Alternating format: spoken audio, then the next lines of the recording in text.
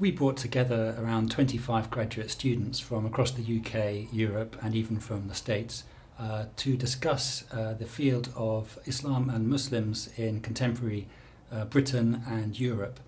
The purpose was to produce a forum where the scholars, who we think will be the up-and-coming generation of scholars, were able to network, to share their ideas, get critical feedback, and really to galvanise this field for the future. Okay, so counting the converts, using data from the Scottish census of 2001 to provide a quantitative description of conversion away from Islam. I examined the socially transformative consequences of the seemingly individualistic and politically unmotivated acts of conversion for the German society and the Muslim community. One thing that I got from this whole experience was the experience itself, in a very kind of holistic way, in not only like the academic content, but also the surroundings. I mean, I've really been inspired by this whole surrounding. So for many Polish migrants, the act of migration is followed by many first encounters with cultural and religious diversity. And when people move between places, they're likely to carry not only their material belongings, but also what could be termed a symbolic luggage, their beliefs, values, attitudes, routines, as well as prejudices. There are 2 to 3 million Ismailis in many countries around the world. It's a very diverse community, multilingual, multinational. Even in terms of religious traditions, they vary a lot because Ismaili communities lived in isolation from each other for centuries, and isolation from the Imam. Those who are submitting proposals in the field of Islam in Europe, Islam in the West or whatever, have suffered for about 10 years or more, 40 years, the issue of that it had to be valorized, it had to have some kind of relevance, and the relevance always was radicalization, terrorism, security.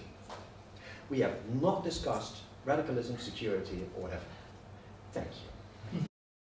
There are no statistically significant differences between Muslim and non-Muslim respondents in respect of a series of crimes. Okay, so no differences between Muslim and non-Muslim respondents.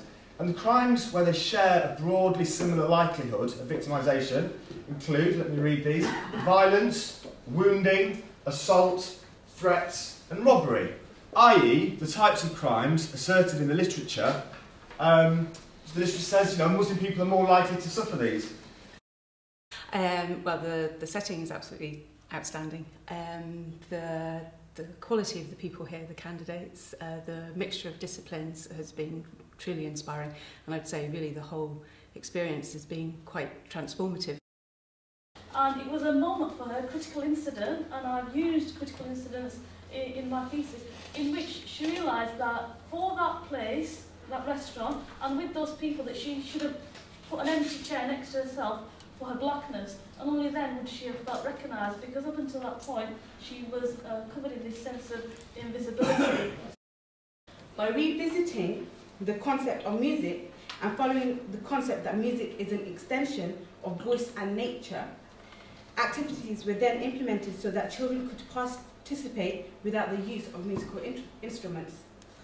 Some of the activities implemented by the setting consisted of playing nasheeds, creating and developing their own nasheeds, singing nursery rhymes, using sounds from nature, and making rice shakers and beatboxing.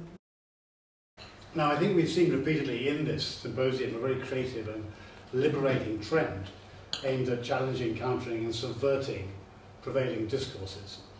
Those predictable kind of pre-structured discourses repeated in the mainstream. The main criticism, I guess, for most religions against Western psychotherapies is that they largely ignore the soul, and so they just focus on how people think, how people behave, what emotions we feel, but there isn't really much about anything outside of that, or if there are any other parts of ourselves, or a connection to a higher being in any way. What's happening here is that the boundaries between the self and ethnography and the field are becoming blurred. But what the physical proximity is there, but the challenge which an indigenous ethnographer faces is to cultivate strangeness, sufficient strangeness, to critically engage with the setting.